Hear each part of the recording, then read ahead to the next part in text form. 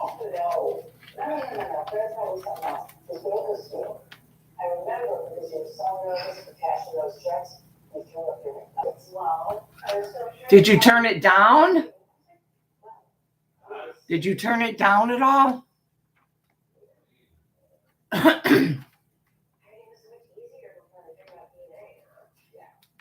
Hi. If nobody comes, that's fine because I will read and then maybe somebody will watch on the replay. How about that? Eva, hi. Nice to see you. Do you mind a couple of Thanksgiving stories from the magazine Good Old Days? It's the new issue. I know we're past Thanksgiving, but just a day or two, you know. Do you mind? Okay, good. Because I still have Stephen King in that, but I thought, man, don't feel like that tonight, you know? Some heartwarming, loving stories. Okay.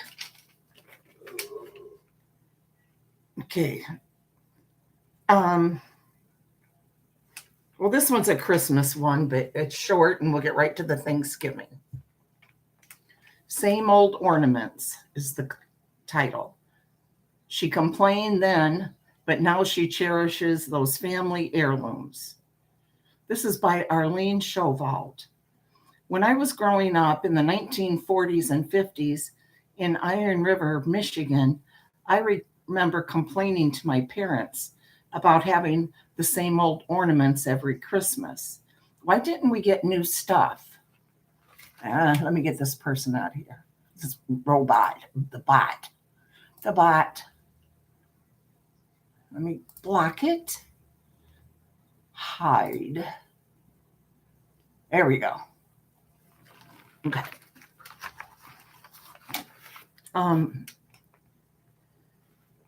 But my family was pretty conservative when it came to spending money, given that my parents were from the era of the Great Depression. So, as long as something worked, it was not replaced. In those days, our Christmas tree was usually a spruce. It was always a live one, and it just wasn't right to put it up any sooner than the day before Christmas Eve. I'd waited excitedly all day for my dad to come home from work at the iron mine and bring in the tree, all frosty and cold, with snow still on the branches and smelling all piney. We'd set up the tree in the corner and let it warm up a bit before putting on the strings of lights, adding the ornaments, and finally the tinsel, which we called icicles. Last thing to be added was the angel on the top. As the years progressed, she began to look more like a bag lady than an angel, and I couldn't understand why we didn't get a new one. I was well into my teens before she got so dilapidated that we replaced her with a star. The decorations were always the same old ornaments. Many of them had been passed down to us from my grandmother, but as each one was carefully unwrapped from tissue paper, the excitement of Christmas grew as I recognized them from the past Christmases.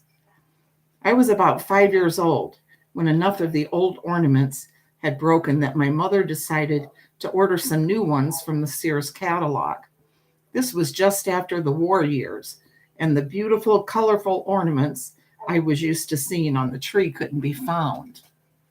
I was told they had come from Germany and were not available anymore because of the war. The only thing we could order were plain copper-colored ornaments, probably made in the USA. They weren't as pretty as the old ones, but as the years passed, those copper ornaments were a reminder of the war years and how they affected a lot of things in our lives. The next time I remember getting new ornaments was what I think of as the year of the plastic birds. They came in red, yellow, blue, and green, and we had to separate their little legs to set them on the branches.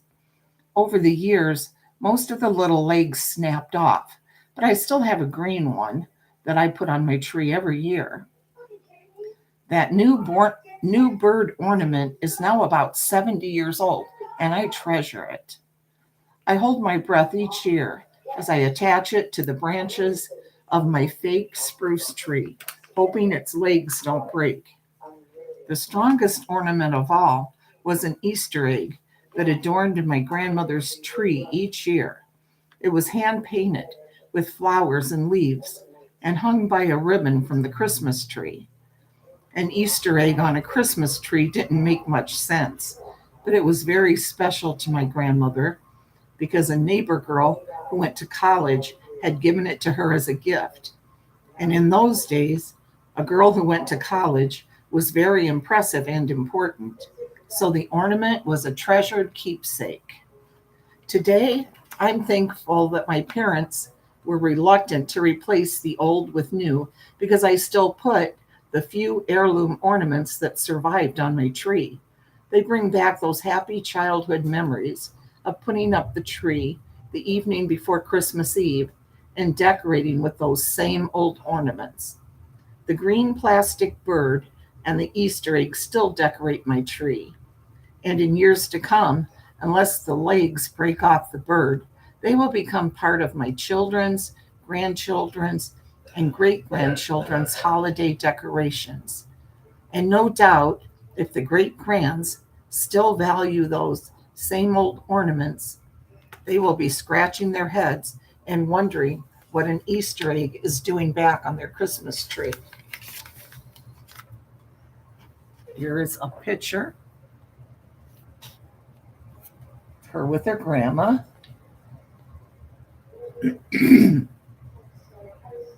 Here is the Easter egg ornament.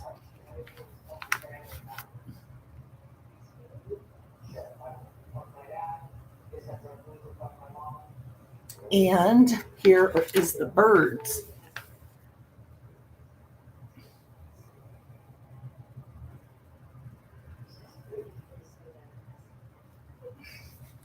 Now let me find a couple of Thanksgiving ones. I know they're in here because I checked.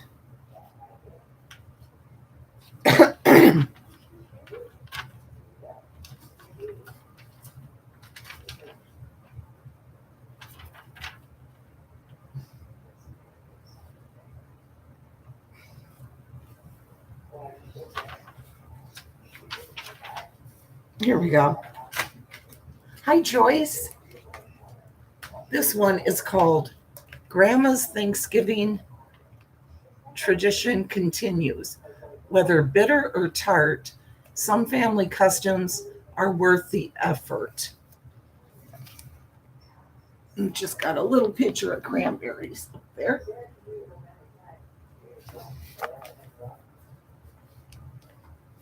No one except my Grandpa Jack and my great Aunt Edna ever ate the cranberry sauce at our family's Thanksgiving Day dinners. However, back in the late 1940s, when I grew up in Brooklyn, New York, Grandma Dora always set out 2 bowls of cranberry sauce on her Thanksgiving table. One bowl held Grandma's own homemade sauce prepared from the fresh cranberries that she bought at Mr. Nick's fruit and vegetable market. The second bowl held slices of jellied cranberry sauce that came out of a can with a label that read Ocean Spray. Several Thanksgiving guests, to be polite, helped themselves to a small spoonful of cranberry sauce when the bowl came around to their place at the table. My own mother always scooped a tiny bit of cranberry sauce onto my plate, but my mother let me have dessert even if I did not eat my cranberry sauce. As for the guest who took some cranberry sauce to be polite, they never ever ate it. However, like me, they found space for dessert. Time passed. Grandma Dora grew older and frailer. Eventually, my mother stepped in and assumed responsibility for our Thanksgiving Day dinners. Not surprisingly, Mom made sure that her Thanksgiving table still held all the traditional foods: turkey, cornbread, herb stuffing, mashed potatoes, roasted yams, pumpkin pie, apple cider, gelatin fruit salads, and two kinds of cranberry sauce. Nobody eats the cranberry sauce. It just makes extra work for you. Why do you bother? I asked my mother. Tradition. We always have two kinds of cranberry sauce at Thanksgiving, Mom said. More years passed. Time took its toll. Finally, my mother had to admit that our big Thanksgiving Day dinners were too exhausting for a woman going on 80 to prepare. So now it was my turn. As with Grandma Dora and later my mother, tradition won out over common sense. There I was, setting out two bowls of cranberry sauce on my Thanksgiving table. For the first 2 years, no one touched my cranberry sauce except my mother and my always supportive husband. And then, on my third Thanksgiving as hostess, my great niece Claudia helped herself to the homemade cranberry sauce that I still prepared according to Grandma Dora's recipe. Claudia's younger brother Carl watched Claudia spoon a small amount of fresh cranberry sauce onto her plate. Yuck, don't take that stuff. It's bitter, Carl said. Tart, not bitter, Carla corrected in her know-it-all big sister voice. Bitter, Carl insisted. Carl helped himself to a slice of the commercially canned cranberry sauce when that serving bowl arrived at his place at the table. He made a big production out of tasting it. Good, he announced, smacking his lips. Claudia giggled. Liar, show off. Excuse me. As I watched the children eating, admittedly only small taste, of cranberry sauce, I remember thinking the tradition lives on. I like the stuff in the can. I really do.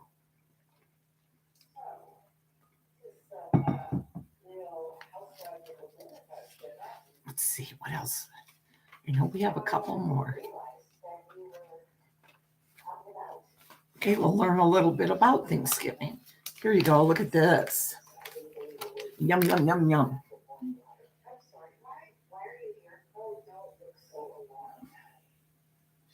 If you're watching on the replay, I appreciate you listening. Crazy for cranberries. A holiday staple for most tables takes on several new looks. No one fruit captures the color and flavor of the holidays like the cranberry. Cranberries take me back to childhood Thanksgiving dinners and Christmas gatherings. Tantalizing aromas began to fill our house early in the morning. We helped set the table on the treasured lace tablecloth with the good silver. My mother never struggled to get all the food to the table at the same time, like I do. Everything was always ready, piping hot and delicious. We hungrily took our seats and waited impatiently for Dad to say grace. Thanksgiving was my foray into cooking. Mom assigned me the task of making the cranberry sauce. I was proud and a little nervous. I hoped it would turn out better than the whipped cream incident from the year before when I overzealously whipped the topping for the pumpkin pie into butter. However, I carefully followed the recipe, and the cranberries became a ruby red sauce that sparkled like jewels in the cut glass dish it was served in. I was intrigued by the berries popping when they cooked, and I still love the flavor that bursts from every recipe in which they are included. From traditional cranberry sauce to salads, breads, and entrees, the zippy flavor and deep, rich color of cranberries brightens every meal. Do you guys like cranberries? Cranberries are native to northwestern North America. They were originally cultivated in New England and later in Wisconsin and the Pacific Northwest. The Wampanoag tribe called Sassamanish, I know I'm not pronouncing it right, while other indigenous Americas called them ibimi or bitter berry. The berries were also used for medicinal poultices and as a dye. It is believed the name cranberry is a derivative of craneberry. Early German and Dutch settlers called it this because the flower of the plant resembles the head of a crane. Because fresh cranberries bounce when tossed, they also earned the name bounceberries. We now know the health benefits of this tart little berry, which, among other things, is high in vitamin C. Today, Wisconsin is the top cranberry producing state in the U.S., followed by Massachusetts and Oregon. Yeah, this dumb thing. Here we have some recipes.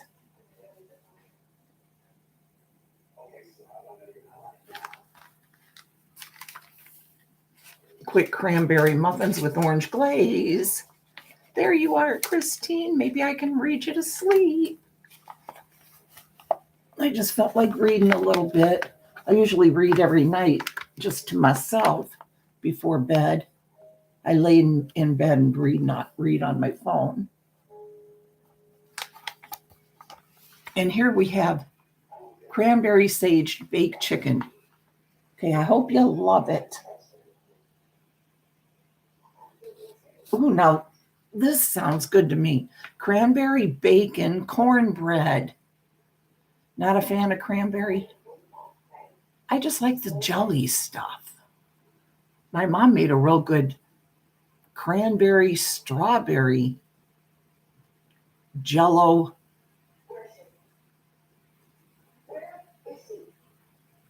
something.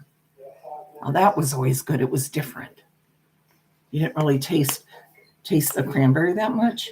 This sounds good though.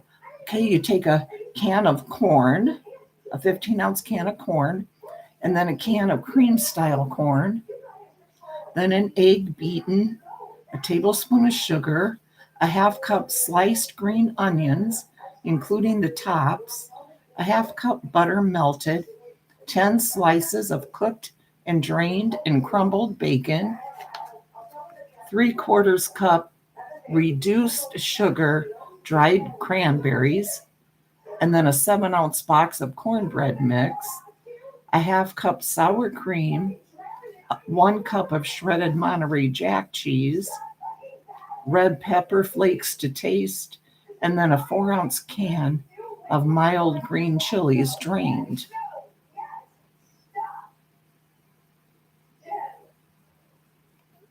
And you make that in a 13 by 9 pan.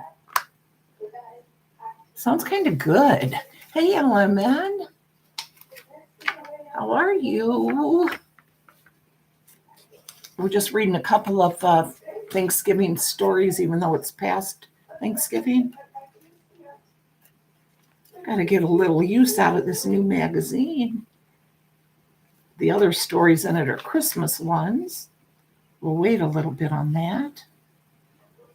And I have some nice ones in here about this time.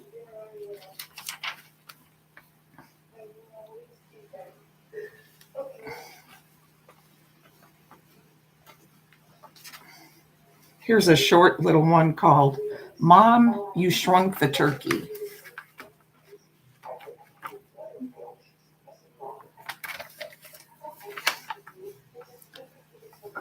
Mom, how soon do we eat? Yeah, Mom, when do we eat? John, Jerry, my mother replied, the turkey isn't done yet. I persisted. How much longer till the turkey is done? Well, let's see, my mother replied, stepping to the stove. She flipped on the oven's light. Look inside at the turkey, she said. I knelt down, cupped my hands at my temples, and peered through the oven's glass door. Then Mom asked, "Do you see that little white plastic thingy that I've stuck into the turkey?" "Yeah." "Well, when that thing pops up, then the turkey is done." Mom flipped off the oven light and added, "Now, why don't you two go play and come back later to check on the turkey?" "Okay, Mom," Jerry replied. 15 minutes later, my mother yelled, "John, Jerry." "Yeah, Mom, it's time to check the turkey again." As my dad leaned back against the refrigerator, my mom flipped on the light. "Check to see if the little white plastic thingy has popped up," she instructed. I knelt down, cupped my hands at my temples, and looked through the oven door's glass. Jerry followed suit. We fell back upon the linoleum with my mouths wide open. "Mom," I began, "did you miss the little white plastic thingy popping up?" "Yeah, Mom," Jerry added, "you shrunk the turkey." Both of my parents immediately broke out in laughter. Mom grabbed an oven mitt, reached inside, and pulled out a Cornish game hen Dad had brought home. Then Dad removed the turkey from a kitchen cabinet and returned it to the oven. 3 hours later, we feasted on roast turkey, mashed potatoes, bread stuffing, fresh vegetables, and one Cornish game hen. You didn't have turkey this year? That's cute, isn't it? They pulled a little trick on them. What'd you have? What'd you have? Anything special, Element? Ooh, lasagna and salad. That sounds good.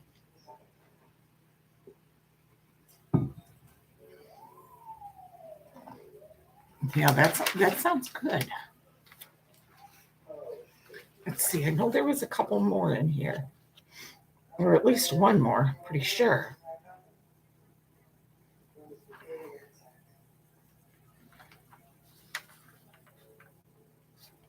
Oh wait. Well, I don't know that this one is Thanksgiving, but I want to read it only because I like the title, and it's just a short story again. Life on 54th Street with 22 kids.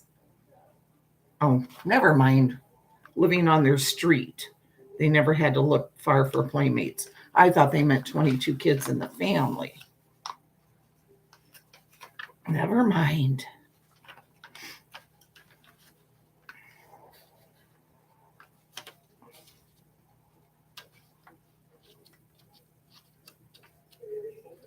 Let's see here. Find a quick one.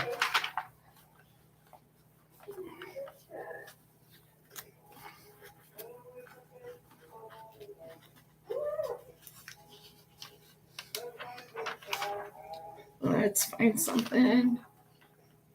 Here we go. One more. No, Christina didn't either. They had ham. We always have honey maple glazed spiral ham. I made lasagna, roasted lemon potatoes, sweet potatoes, and lots of veggies and salads and breads plus desserts. It sounds good too. Yes, we did. We had turkey, of course. I made the turkey here because my daughter's oven wasn't working, and she had everything else though at her house. And of course, I had to make my deviled eggs. My favorite thing though is dressing. The dressing, stuffing. I love it. I like all kinds. It's what I look forward to. Okay, this one's called We Gather Together. Her story brought a new meaning to Thanksgiving. As I took my seat in our high school auditorium, I didn't expect this Thanksgiving assembly to be any different from others I had attended throughout the years. I certainly didn't know it would change my life. The year was 1957, and I was 14, a sheltered, naive ninth grader at Grover Cleveland High School in Caldwell, New Jersey. Alicia, I was hoping you would come. That's the main reason I was reading, because you asked. You asked when I was going to read again, so I thought I'm going to do this. So I was hoping you would show up. Yay! But I'm glad whoever is listening, watching. We stood for the pledge, the national anthem, and the school prayer. Then I turned my thoughts to the welcome holidays ahead, filled with the aroma of turkey and the taste of pie. Best of all, there would be no homework, and I'd have the opportunity to sleep until noon. The school chorus led us in singing "We Gather Together," a song to remind us of our blessings, which for me included my mother's promise of a new coat now that the winter chill was upon us. My thoughts were age appropriate and shallow, but they were about to change. Even before the principal introduced our guest speaker, I recognized her. Why, it was our new classmate, Judy, who had arrived from another country. But this was a very different Judy than the one I'd seen. She was wearing a colorful, peasant-style outfit with a fuller than full skirt, long puffy sleeves, and an intricately embroidered bodice. Covering her dark brown curls was a tight bonnet that matched the festive skirt. Still familiar, though, was the bright, happy smile that she flashed at me each time she passed me in the halls. She smiled at us, and if she was nervous, she didn't show it. "I want to tell you my story," she said in her thick accent. The auditorium was eerily still, no whispers or rustling papers. Our classmate had something important to say to us. Only a year ago, Judy told us, she and her family had arrived in this country after escaping from the failed Hungarian Revolution. She told about the student demonstrations in Budapest and of the clear call to revolt. Radio Free Europe had encouraged fighting and breathed success, even while the family learned of people they knew who had been killed. Good news and bad news came so fast that each seemed to cancel the other out until the bad news prevailed. Gradually, the whole country shut down. The revolution was over in a matter of days, as Russian planes filled the air, tanks rolled into city streets, and public transportation came to a halt. Judy's family heard that the country's borders were still open. There was no choice. No matter what, they must try to escape to freedom in Austria. Mile after mile, they trod along roads and across fields, stopping to hide from the threat overhead and fearing the AVO, the secret police, would find them. Sometimes the family was able to catch rides on horse-drawn carts, but their own tired feet were the main mode of travel. My classmates and I gasped in unison as Judy described crawling under barbed wire fences, trying to avoid cuts and scratches. A part of me grew up in that moment. This was real. Those news stories I had watched with my parents were happening and had happened. They weren't just exciting fiction like my beloved books.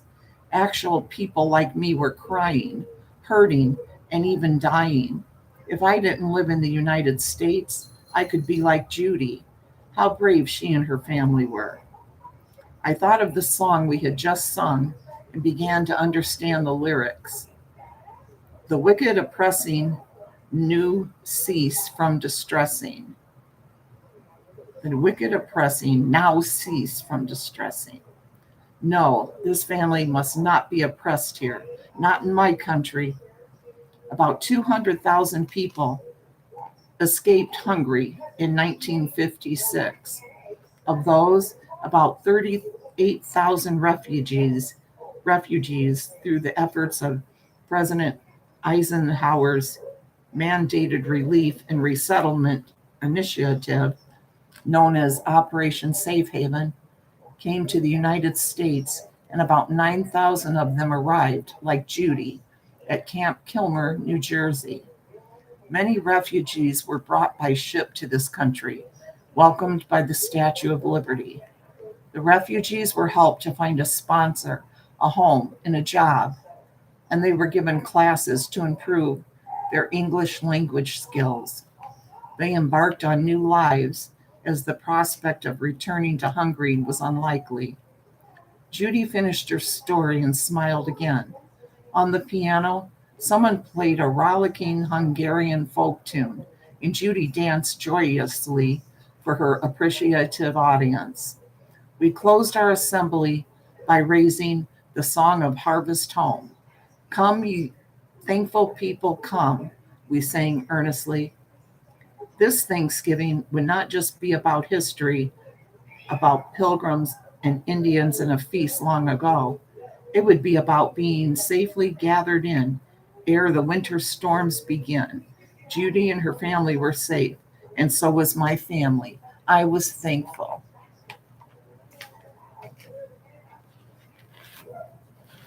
Leaving already, Christine?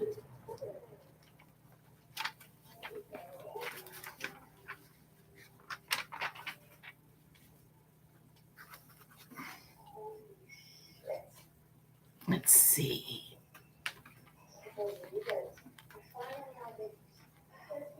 I think I saw a poem in here.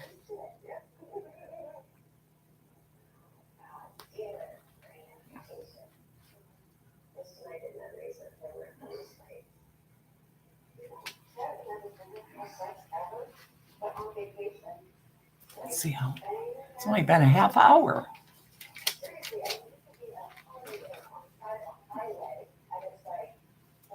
Oh, okay, Christine.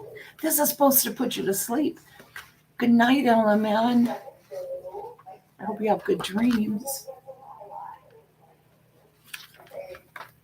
Let's see.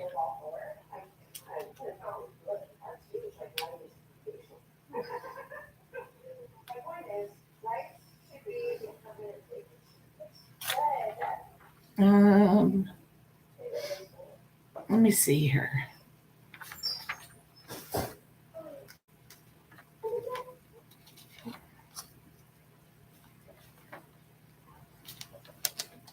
Anybody want a scary story? Scary story before bed?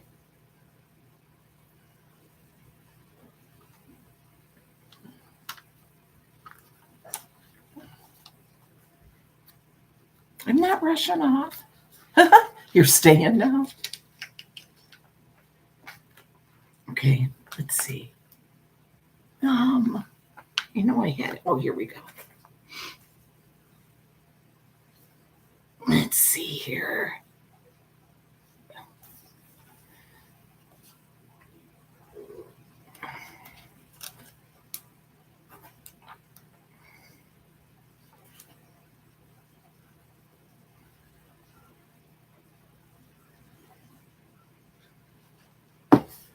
All right, let's see how long this one is.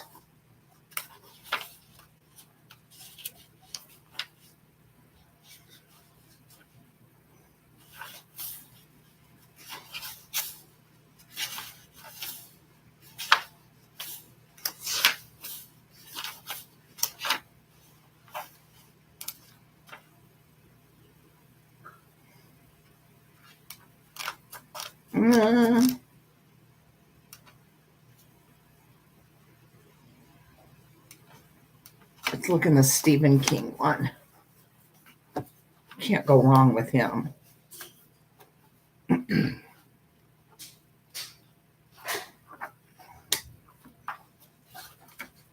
We'll read out of the short stories, Bazaar of Bad Dreams.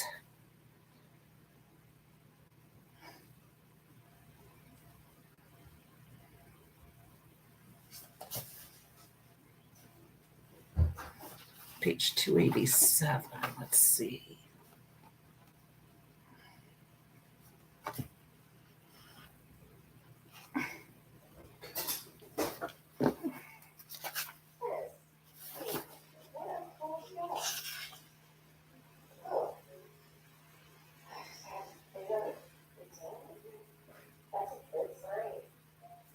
Okay, this one's called Under the Weather.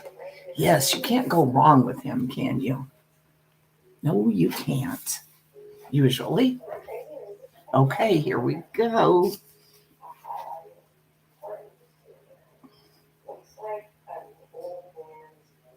Okay, he talks a little bit. Here's a paragraph at the beginning of the stories. It says, where do you get your ideas and where did this idea come from are different questions. The first is unanswerable, so I make a joke of it and say I get them from a little used idea shop in Utica. The second is sometimes answerable, but in a surprising number of cases, it's not, because stories are like dreams. Everything is deliciously clear while the process is ongoing, but all that remains when the story's finished are a few fading traces. I sometimes think a book of short stories is actually a kind of Wanararic diary, a way of catching subconscious images before they can fade away. Here is a case in point. I don't remember how I got the idea for Under the Weather, or how long it took, or even where I wrote it. What I do remember is that it's one of the very few stories I've written where the end was clear, which meant the story had to be built carefully to get there. I know that some writers prefer working with the end in sight. John Irving once told me he begins a novel by writing the last line, but I don't care for it. As a rule, I like the ending to take care of itself, feeling that if I don't know how things come out, the reader won't either. Fortunately for me, this is one of those tales where it's okay for the reader to be one step ahead of the narrator.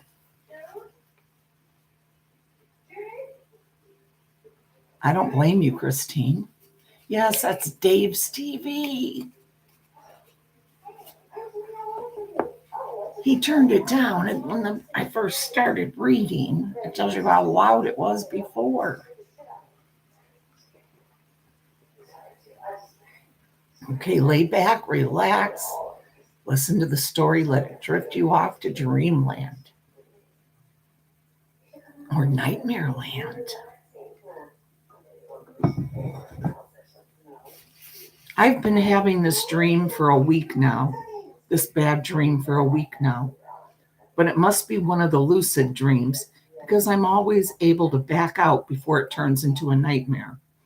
Only this time, it seems to have followed me because Ellen and I aren't alone. I know. No, Dave, right? Carrie, you dressed up like her? That's cool. There's something under the bed. I can hear it chewing. Yep, foster daddy, David Ray. You know how it is. You know how it is when you're really scared? Sure you do. I mean, it's pretty universal. Your heart seems to stop. Your mouth dries up. Your skin goes cold. And goosebumps rise all over your body. Instead of meshing, the cogs in your head just spin.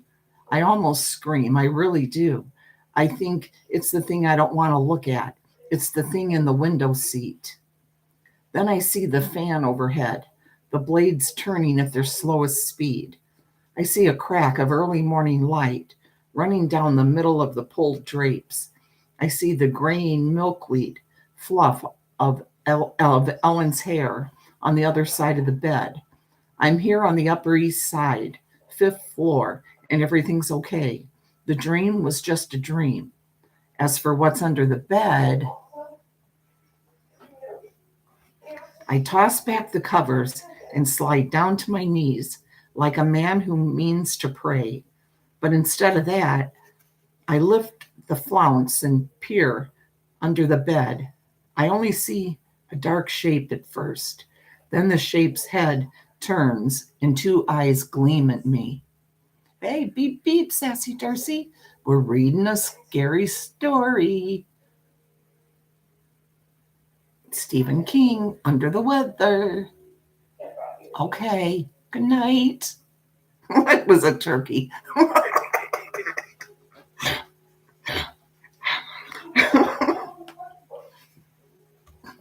I toss back the covers and slide down to my knees like a man who means to pray. But instead of that, I lift the flounce and peer. Oh, wait. Yeah. Peer under the bed, and I only see a dark shape at first. Then the shape's head turns, and two eyes gleam at me. It's Lady. She's not supposed to be under there, and I guess she knows it. Hard to tell what a dog knows and what it doesn't. But I must have left the door open when I came to bed. Or maybe it didn't quite latch, and she pushed it open with her snout.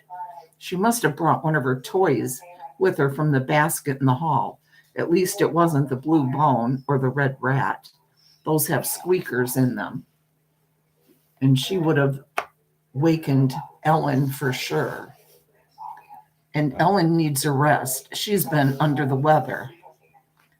Lady, I whisper, come out of there. She only looks at me. She's getting on in years and not so steady on her pins as she used to be. But she's not stupid. She's under Ellen's side where I can't reach her.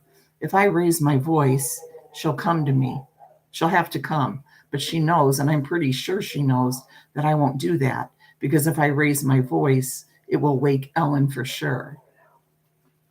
How come Ellen's given me the creeps more than the dog for some reason? I don't know why. As if to prove this, Lady turns away from me and the chewing recommences.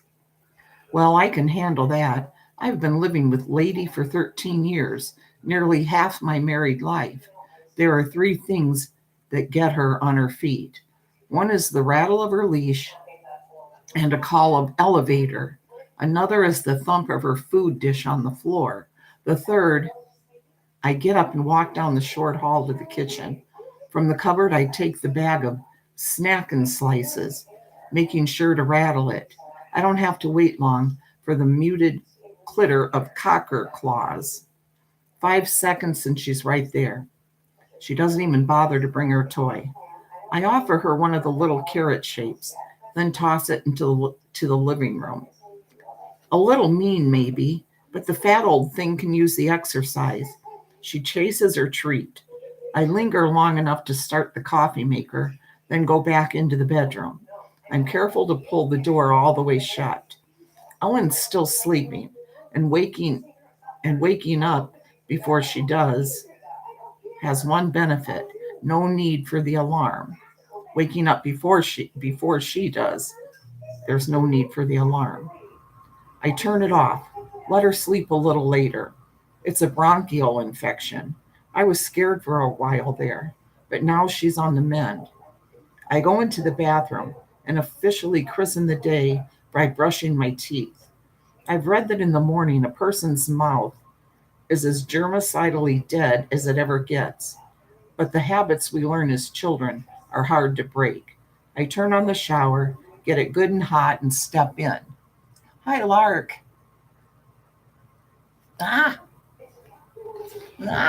Let's get rid of this bot.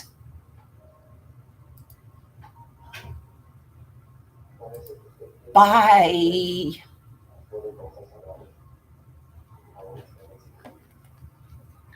Let's see. Where was I?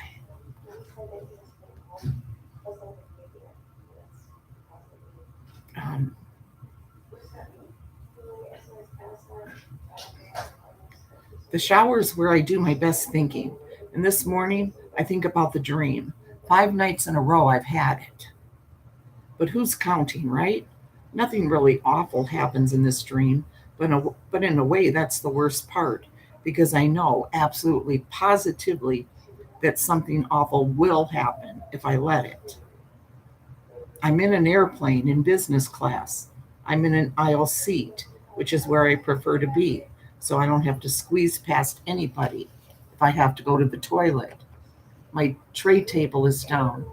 On it are a bag of peanuts and an orange drink that looks like a vodka sunrise, a drink I've never ordered in real life. The right is, ooh, remember, Alicia? Remember how I had a dream that I was in that plane to Australia last week? And now I'm reading the story about his dream in a plane. The right is smooth. If there are clouds, we're above them. The cabin is filled with sunlight.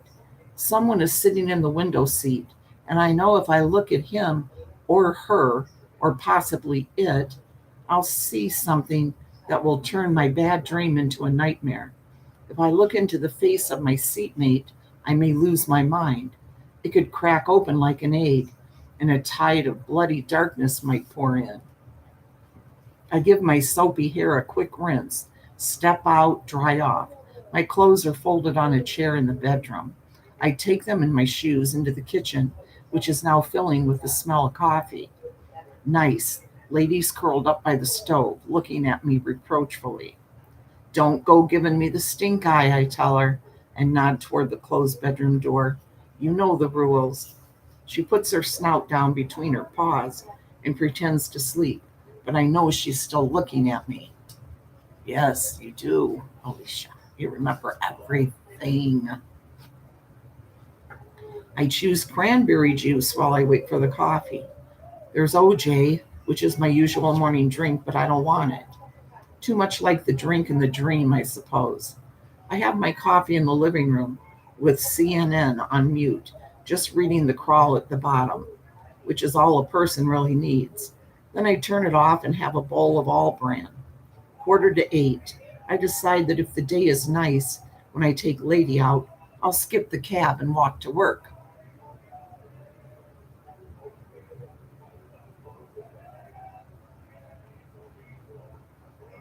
Hi, One Eye.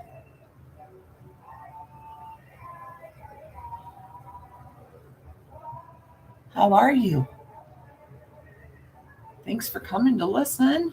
We're reading a Stephen King story now before bed.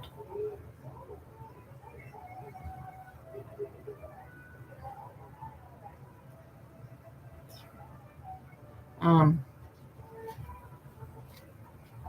it's nice, all right. Spring edging into summer and a shine on everything.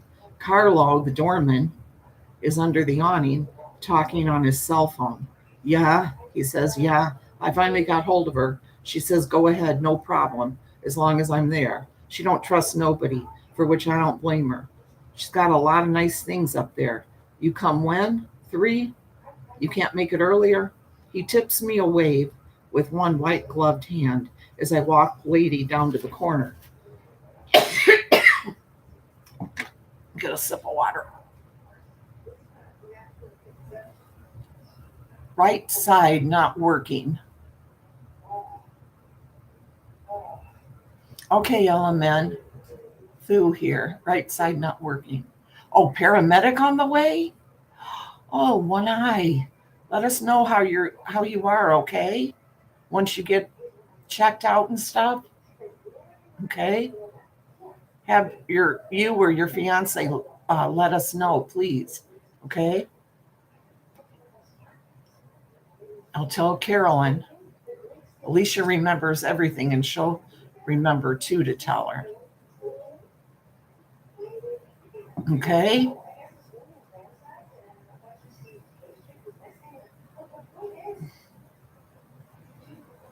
Paramedic on the way. I might stroke.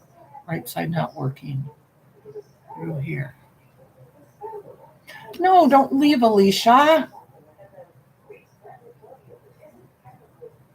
Stay. Can't leave.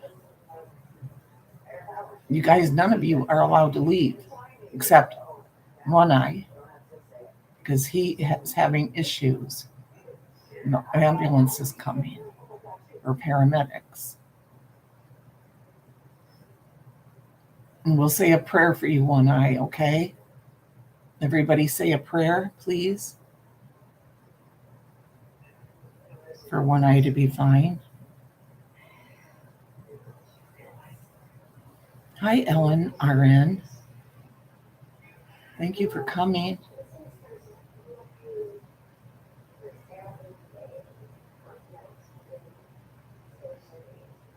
Oh, Lark's leaving too? All you guys leaving? Fine. Fine. I just won't finish. I will leave. And it will be all Alicia's fault.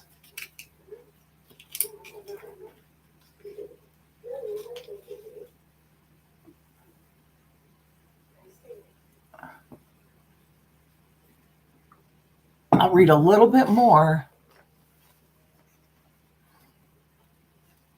A little bit longer.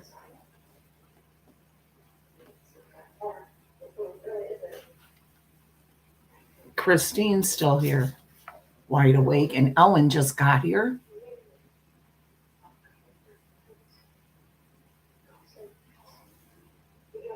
Okay, let's see. We've got this down to a science, Lady and I.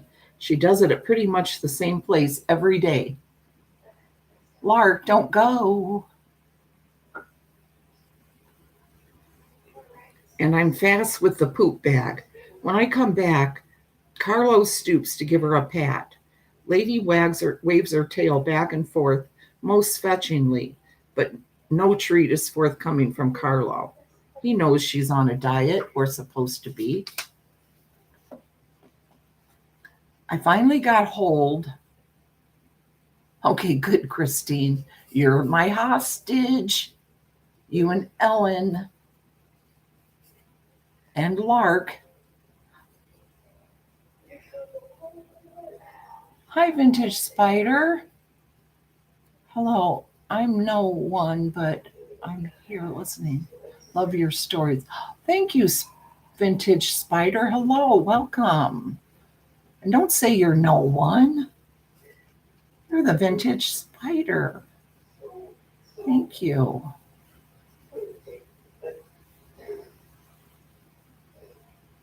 Mel Raz, listening in San Diego too. Thank you. Thank you, Mel. Thank you, guys. I appreciate it. See, and I don't let you guys leave once you're in here, just so you know. You can't escape. So you might as well enjoy until I'm done.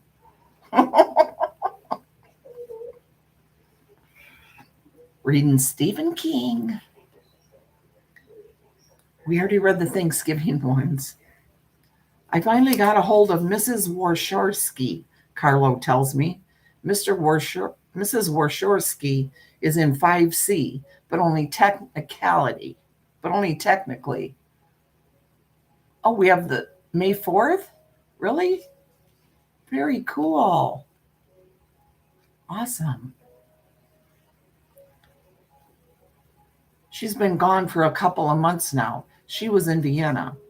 Vienna, is that so, I say? She told me to go ahead with the exterminators. She was horrified when I told her. You're the only one on 4, 5, or 6 who hasn't complained. The rest of them, he shakes his head and makes a ooh sound.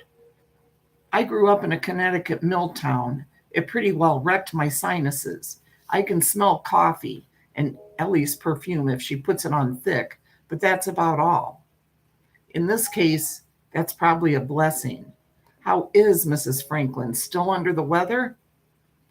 It'll be a few more days before she's ready to go back to work, but she's a hell of a lot better. She gave me a scare for a while. Yes, he's good, isn't he, Mel? Me too. She was going out one day, in the rain, naturally.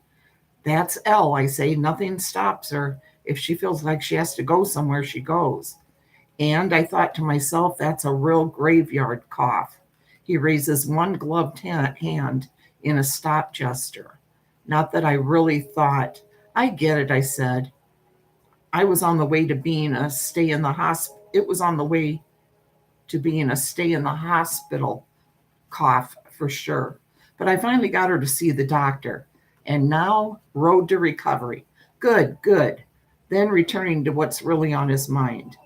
Mrs. Warshorski was pretty grossed out when I told her. I said we'd probably just find some spoiled food in the fridge, but I know it's worse than that. So does anybody else on those floors with an intact smeller. He gives a grim little nod. They're going to find a dead rat in there. You mark my words. Food stinks, but not like that. Only dead things stink like that. It's a rat, all right. Maybe a couple of them. Mrs. W. probably put down poison and don't want to admit it. He bends down to give Lady another pat. You smell it, don't you, girl? You bet you do. There's a litter of purple notes around the coffee maker. I take the purple pad. They come from to the kitchen table and write another. Ellen, lady all walked, coffee ready. If you feel well enough to go out to the park, go, just not too far. Don't want you to overdo now that you're finally on the mend. Carlos told me again that he smells a rat. I guess so does everyone else in the neighborhood of 5C. Lucky for us that you're plugged up and I'm nasally challenged. Ha ha. If you hear people down the hall, it's the exterminators. Carlo will be with them, so don't worry. I'm going to walk to work. Need to think some more about the latest male wonder drug. Wish they'd consulted us before they hung that name on it. Remember, don't overdo it. Love you. Love you. I jot a half dozen X's just to underline the point and sign it with a B in a heart. Then I add it to the other notes around the coffee maker. I refill Lady's water dish before I leave. It's 20 blocks or so, and I don't think about the latest male wonder drug. I think about the exterminators who will be coming at 3, earlier if they can make it. The dreams have interrupted my sleep cycle, I guess, because I almost fall asleep during the morning meeting in the conference room. But I come around in a hurry when Pete Wendell shows a mock-up poster for the new Petrov Excellent campaign. I've seen it already on his office computer while he was fooling with it last week. And looking at it again, I know where at least one element of my dream came from. Petrov Excellent vodka, Aura McLean says. Her wonderful breast rise and fall in a theatrical sigh. If that name's an example of the new Russian capitalism, it's dead on arrival. The heartiest laughter at this comes from the younger men who'd like to see Aura's long blonde hair spread on a pillow next to them. No offense to you intended, Pete. Petrov, excellent aside, it's a great leader. None taken, Pete says with a game smile. We do what we can. The poster shows a couple toasting each other on a balcony while the sun sinks over a harbor filled with expensive pleasure boats. The cut line beneath reads, sunset, the perfect time for a vodka sunrise. There's some discussion about the placement of the Petrov bottle, to the right, left, center, below, and Frank Bernstein suggests that actually adding the recipe might prolong the page view, especially for web advertising and in magazines like Playboy and Esquire. I tune out thinking about the drink sitting on the tray in my airplane dream until I realize George Slattery is calling on me. I'm able to replay the question, and that's a good thing. You don't ask George to chew his cabbage twice. I'm actually in the same boat as Pete, I say. The client picked the name. I'm just doing what I can. Excuse me. There's some good-natured laughter. There have been many jokes about Vonal Pharmaceuticals' newest drug product. I may have something to show you by Monday, I tell them. I'm not exactly looking at George, but he knows where I'm aiming. By the middle of next week, for sure. I want to give Billy a chance to see what he can do. Billy Ederly is our newest hire and doing his break-in time as my assistant. He doesn't get an invite to the morning meetings yet, but I like him. Everybody at Andrews Slattery likes him. He's bright, he's eager, and I bet he'll start shaving in a year or two. George considers this. I was really hoping to see a treatment today. Enough rough copy. Silence. People study their nails. It's as close to a public rebuke as George ever gets. And maybe I deserve it. This hasn't been my best week, and laying it off on the kid doesn't look so good. It doesn't feel so good either. Okay, George says at last, and you can feel the relief in the room. It's like a light, cool breath of breeze, there and gone. No one wants to witness a conference room caning on a sunny Friday morning, and I don't want to get one. Too much other stuff on my mind. George smells a rat, I think. How's Ellen doing? He asked. Better, I tell him. Thanks for asking. There are a few more presentations, then it's over. Thank God. I'm almost dozing when Billy comes into my office 20 minutes later. Check that. I am dozing. I sit up fast, hoping the kid thinks he caught me deep in thought. He's probably too excited to have noticed either way. In one hand, he's holding a piece of poster board. I think he'd look right at home in Podunk High School, putting up a big notice about the Friday night dance. How was the meeting? He asked. It was okay. Did they bring us up? You know they did. What have you got for me, Billy?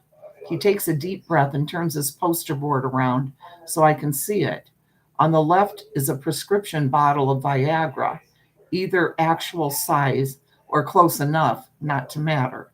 On the right, the power side of the ad, as anyone in advertising will tell you, is a prescription bottle of our stuff, but much bigger. Beneath is the cut line, Po 10s, 10 times more effective than Viagra. As Billy looks at me, looking at it, his hopeful smile starts to fade. You don't like it? It's not a question of like or don't like. In this business, it never is. It's a question of what works and what doesn't. This doesn't. Now he's looking sulky. If George Slattery saw that look, he'd unload. I won't, although it might feel that way to him because it's my job to teach him. In spite of everything else on my mind, I'll try to do that because I love this business. It gets very little respect, but I love it anyway. Also, I can hear Ellen say, "You don't let go, babe. Once you get your teeth in something, they stay there. Determination like that can be a little scary. Sit down, Billy." He sits. And wipe that pout off your puss. You look like a kid who just dropped his binky in the toilet. He does his best, which I like about him. Kid's a trier, and if he's going to work in the Andrews Slattery shop, he better be. Of course, he also has to be a doer. Good news is I'm not taking it away from you, mostly because it's not your fault. Vanel Pharmaceutical saddled us with a name that sounds like a multivitamin, but we're going to make a silk purse out of this sow's ear. In advertising, that's the main job. 7 times out of every 10, maybe 8, so pay attention. He gets a little grin. Should I take notes? Don't be a smartykins. First, when you're shouting a drug, you never show a prescription bottle. The logo, sure. The pill itself, sometimes.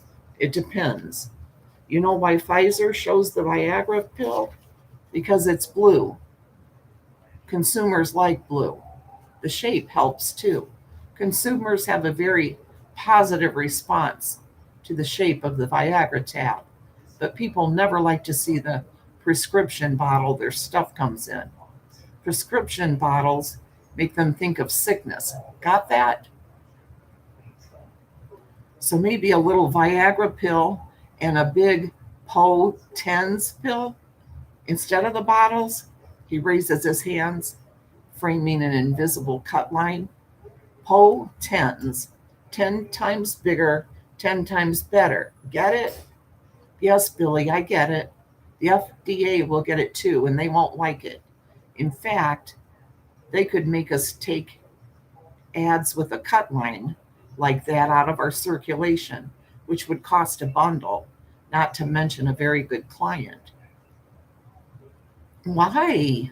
It's almost a bleed because it isn't 10 times bigger and it isn't 10 times better.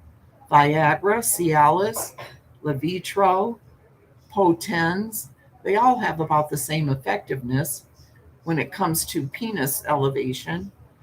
Do your research, kiddo, and a little refresher course in advertising law wouldn't hurt. Want to say Blowhard's brand muffins are 10 times tastier than Big Mouth's brand muffins? Have at it. Taste is a subjective judgment. What gets your blank, though, and for how long, I'm not going to say those words. But okay, he says in a small voice. Here's the other half. 10 times more anything is, speaking in erectile dysfunction terms, pretty limp. It went out of vogue around the same time as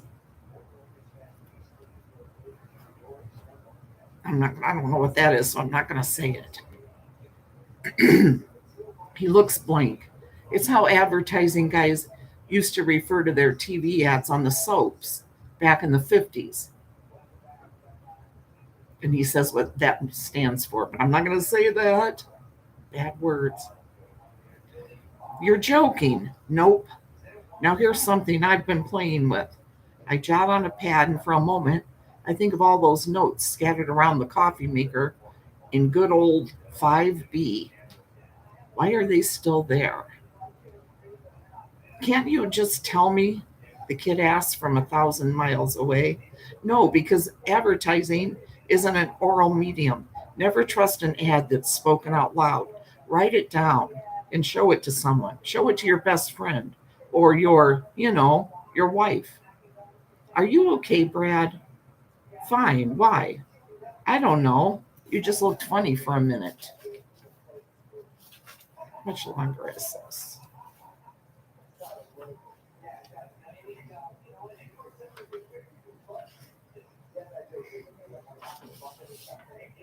Page 297. And it ends on 304. I'm going to finish it.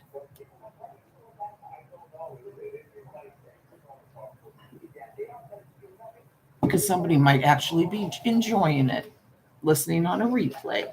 And I don't want to disappoint them.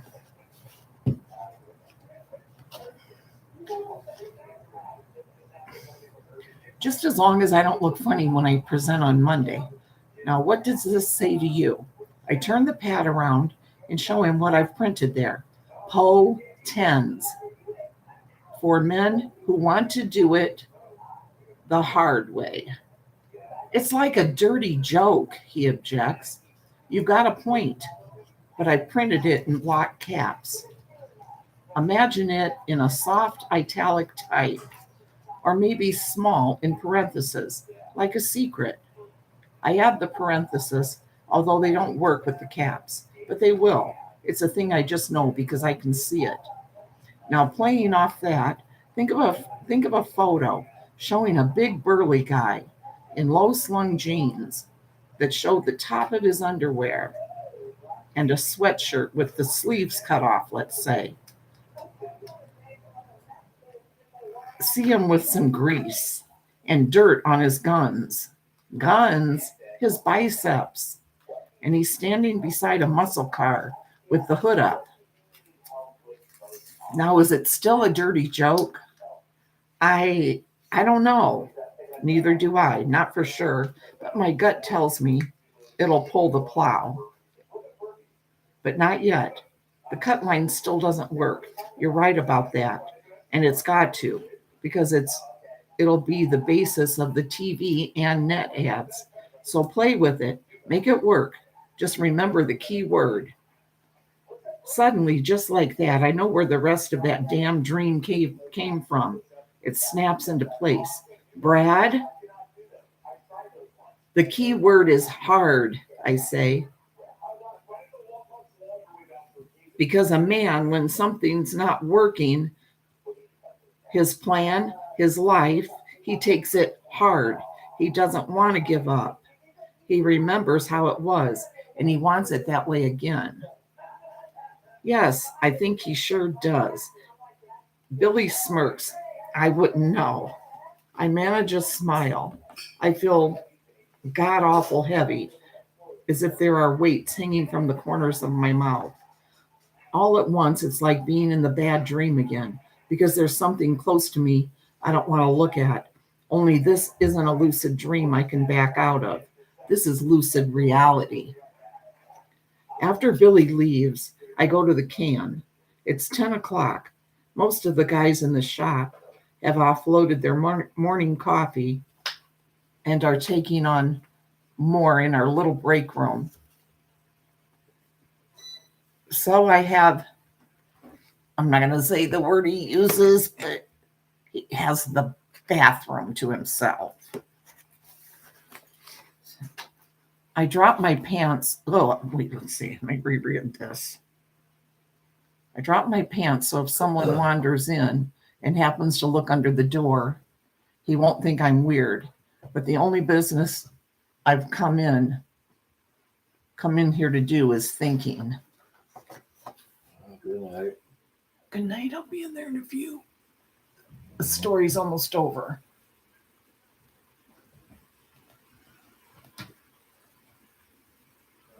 Hell are you doing? Lexi? Oh no. Oh, never mind. Okay. 4 years after coming on board at Andrews Slattery, the Fasperin pain reliever account landed on my desk. I've had some special ones over the years, some breakouts, and that was the first. It happened fast. I opened the sample box, took out the bottle, and the basis of the campaign, what admin sometimes call the heartwood, came to me in an instant. I ditzed around a little, of course. You don't want it to make it look too easy. Then did some comps. Ellen helped. This was just after we found out she couldn't have babies. It was something to do with a drug she'd been given when she had rheumatic fever as a kid. She was pretty depressed. Helping with the Fasperin comps took her mind off of it, and she really threw herself into the thing. Al Peterson was still running things back then, and he was the one I took the comps to. I remember sitting in front of his desk in the sweat seat with my heart in my mouth as he shuffled slowly through the comps we'd worked up.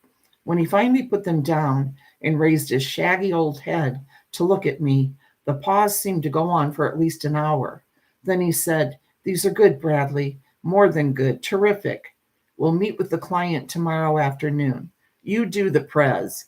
I did the prez, and when the Dugan Drug VP saw the picture of the young working woman with the bottle of Fasperin poking out of her rolled up sleeve, he flipped for it. The campaign brought Fasperin right up there with the big boys, Bayer, Anacin, Bufferin, and by the end of the year, we were handling the whole Dugan account. Billing, 7 figures, not a low 7 either. I used the bonus to take Ellen to Nassau for 10 days. We left from Kennedy on a morning that was pelting down rain, and I still remember how she laughed and cried, "Kiss me, beautiful," when the plane broke through the clouds and the cabin filled with sunlight. I did kiss her. And the couple on the other side of the aisle, we were flying in business class, applauded. That was the best. The worst came a half hour later when I turned to her and for a moment thought she was dead. It was the way she was sleeping, with her head cocked over her shoulder and her mouth open and her hair kind of sticking to the window. She was young, we both were, but the idea of sudden death had a hideous possibility in Ellen's case. They used to call your condition barren, Mrs. Franklin, the doctor said when he gave us the bad news. But in this case, your inability to conceive could be a blessing. Pregnancy puts a strain on the heart, and thanks to a disease that was badly treated when you were a child, yours isn't strong.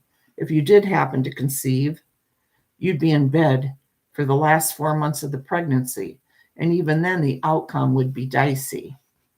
She wasn't pregnant when we left on that trip, and her last checkup had been fine, but the climb up to cruising altitude had been plenty tough, and she didn't look like she was breathing. Then she opened her eyes. I settled back into my aisle seat, letting out a long and shaky breath. She looked at me, puzzled. What's wrong? Nothing. The way you were sleeping, that's all. She wiped at her chin. Oh, God, did I drool? No, I laughed. But for a minute, there you looked, well, dead. She laughed too. And if I was, you'd ship the body back to New York, I suppose, and take up with some Bahama mama. No, I said, I'd take you anyway. What? Because I wouldn't accept it. No way would I. You'd have to after a few days. I'd get all smelly. She was smiling. She thought it was still a game because she hadn't really understood what the doctor was telling her that day. I get another sip. She hadn't, as the saying goes, taken it all the way to the heartwood. And she didn't know how she looked, with the sun shining on her winter pale cheeks and smudged eyelids and slack mouth. But I'd seen, and I'd taken it to the heartwood. She was my heart, and I guard what's there. Nobody takes it away from me. You wouldn't, I said. I'd keep you alive. Really? How? Necromancy? By refusing to give up, and by using an ad man's most valuable asset. Which is what, Mr. Fasprin? Imagination. Now can we talk about something more pleasant?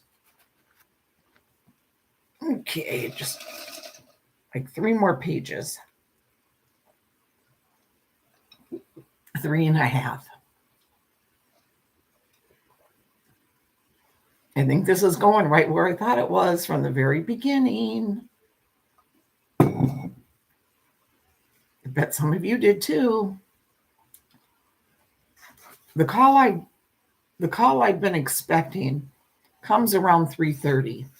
It's not Carlo. It's Burke Ostro, the building super. He wants to know what time I'm going to be home because the rat everybody's been smelling isn't in 5C. It's in our apartment. Ostro, the exterminators, have to leave by 4 to get to another job. But that isn't the important thing. What's important is fixing what's wrong in there. And by the way, Carlo says no one's seen your wife in over a week, just you and the dog. I'm trying to turn this a little, getting in my eyes.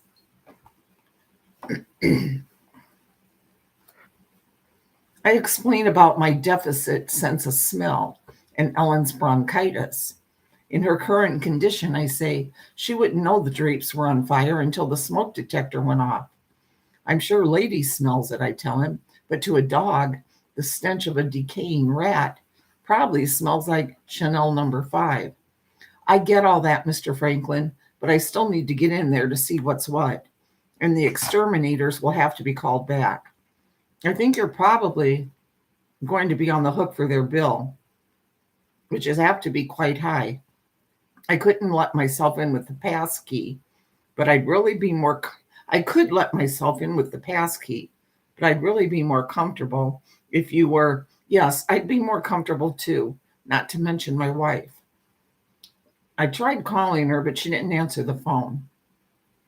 I can hear suspicion in his voice now. I've tried everything. Advertising men are good at that, but the convincing effect only lasts for 60 seconds or so. That's why you keep hearing the same ads and slogans over and over and over again.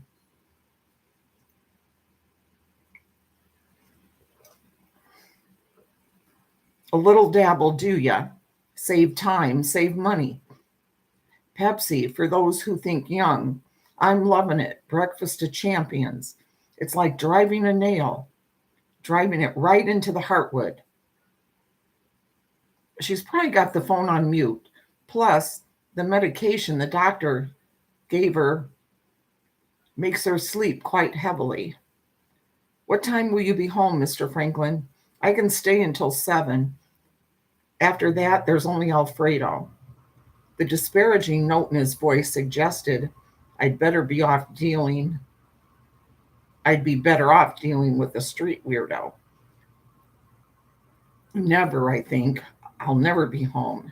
In fact, I was never there in the first place.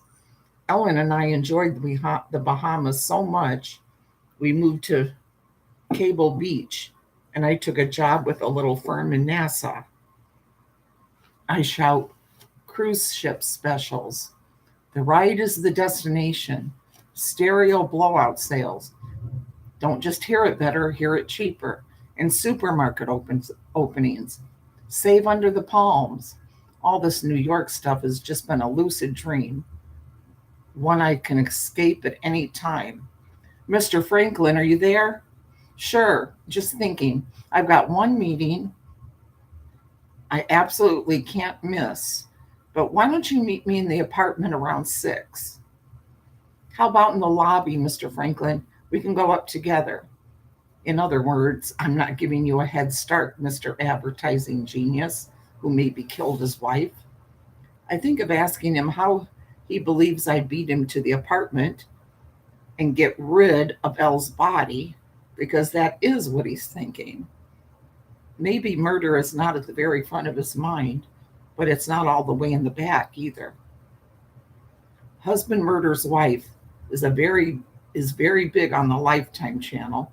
Maybe he thinks I'd use the service elevator and stash her body in the box room, or maybe dump it down the incinerator chute. DIY cremation. The lobby is absolutely okay, fine, I say. 6, quarter up, if I can possibly make it. I hung up and head for the elevators.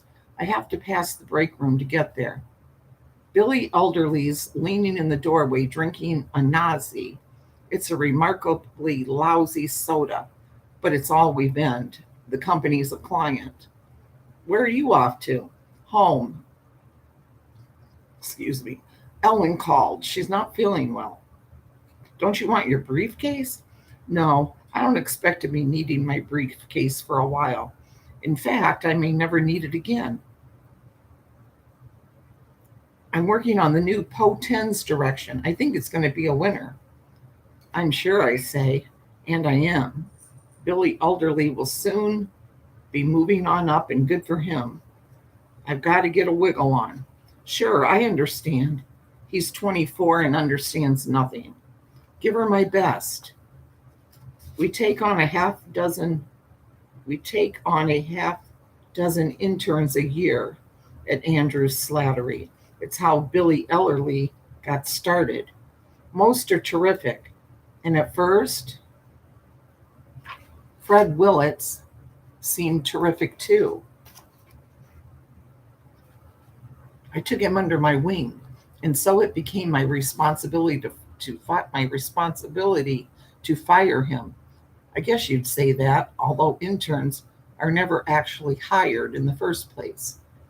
When it turned out he was a klepto who decided our supply room was his private game preserve. God knows how much stuff he lifted before Maria Ellington caught him loading reams of paper into his briefcase one afternoon. Turned out he was also a bit of a psycho. He went nuclear when I told him he was through. Pete Wendell called security while the kid was yelling at me in the lobby, and had him removed forcibly. Apparently, old Freddie had a lot more to say because he started hanging around my building and haranguing me when I came home. He kept his distance, though, and the cops claimed he was just exercising his right to free speech. But it wasn't his mouth I was afraid of. I kept thinking he might have lifted a box cutter or an X-Acto knife, as well as printer cartridges and about 50 reams of copier paper. That was when I got Carlo to give me a key to the service entrance, and I started going in that way. All that was in the fall of the year, September or October. Young Mr. Willits gave up and took his issues elsewhere when the days turned cold, but Carlo never asked for the return of the key, and I never gave it back. I guess we both forgot. That's why, instead of giving the taxi driver my address, I get him to let me out on the next block. I pay him, adding a generous tip. Hey, it's only money, and then walk down the service alley. I have a bad moment when the key doesn't work, but then I jigger it for a little while, it turns. But when I jigger it a little, it turns. The service elevator has brown quilted movers pads hanging from the walls. Previews of the padded cell they'll put me in, I think. But of course, that's just melodrama. I'll probably have to take a leave of absence from the shop. And what I've done is a lease breaker for sure. But what have I done exactly? For that matter, what have I been doing for the last week? Keeping her alive, I say, as the elevator stops at the 5th floor, because I couldn't bear for her to be dead. She isn't dead, I tell myself, just under the weather. It sucks as a cut line, but for the last week, it has served me very well. And in the advertising biz, the short term is all that counts. I let myself in. The air is still and warm, but I don't smell anything. So I tell myself anyway. And in the advertising biz, imagination is also what counts. Honey, I'm home, I call. Are you awake? Feeling any better?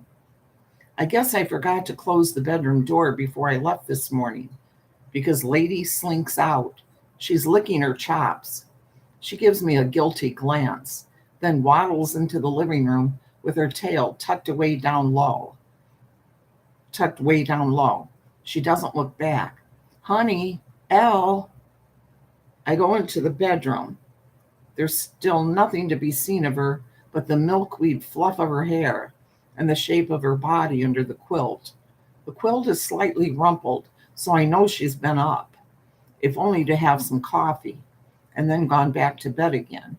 It was last Friday when I came home, and she wasn't breathing, and since then, she's been sleeping a lot. I go around to her side and see her hand hanging down. There's not much left of it but bones and strips of flesh. I gaze at this and think there's two ways of seeing it. Look at it one way, and I'll probably have to have my dog, Ellen's dog really, Lady always loved Ellen best, euthanized.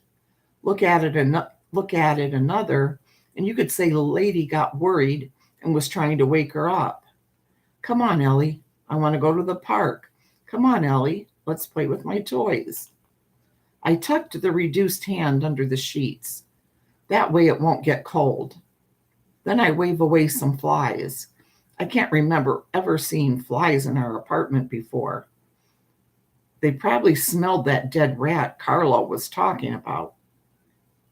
You know, Billy, elderly, I say. I gave him a slant on that damn Po10's account, and I think he's going to run with it. Nothing from Ellen. You can't be dead, I say. That's unacceptable. Nothing from Ellen. Do you want coffee? I glance at my watch. Something to eat? We've got chicken soup, just the kind that comes in the pouches, but it's not bad when it's hot. Not bad when it's hot. What a lousy slogan that would be. What do you say, Elle? She says nothing. All right, I say. That's all right. Remember when we went to the Bahamas, hon? When we went snorkeling and had to quit because you were crying? And when I asked why, you said, because it's all so beautiful. Now I'm the one who's crying. Are you sure you don't want to get up and walk around a little? I'll open the windows and let in some fresh air.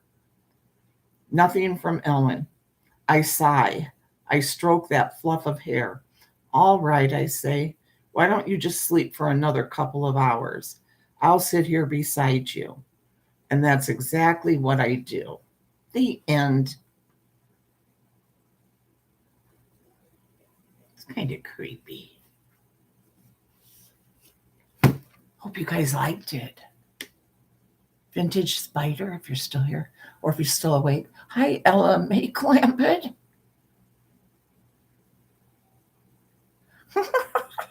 I love your name. Good night, Mel. Good night, Vintage. Good night, Ellie May Clampett and Christine.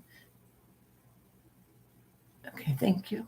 Thanks for listening, guys. And anybody on the replay. Thanks, guys.